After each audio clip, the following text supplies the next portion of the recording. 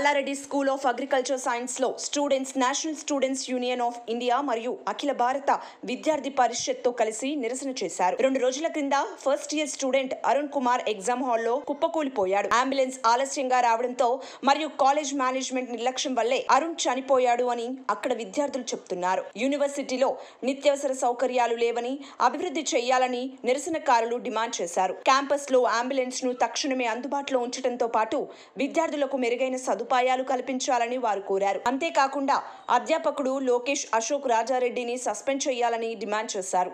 మరియు విషాదం నేపథ్యంలో న్యాయం చేయాలని కోరారు.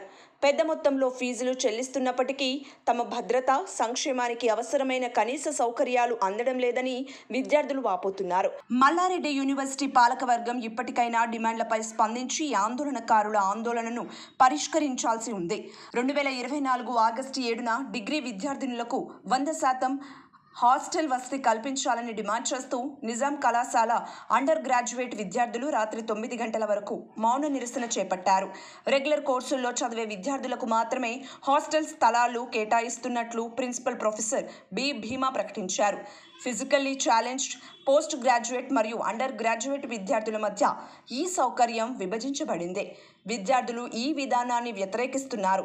సెల్ఫ్ ఫైనాన్సింగ్ కోర్సులలో ఉన్న విద్యార్థులతో సహా అందరూ విద్యార్థులకు వసతి కల్పించాలని వాదించారు. అండర్ గ్రాడ్యుయేట్లకు పూర్తి అనుమతించడానికి పోస్ట్ గ్రాడ్యుయేట్ విద్యార్థులు సెప్టెంబర్లో హాస్టల్ను ఖాళీ చేయాలని వాళ్ళు విశ్వసిస్తున్నారు.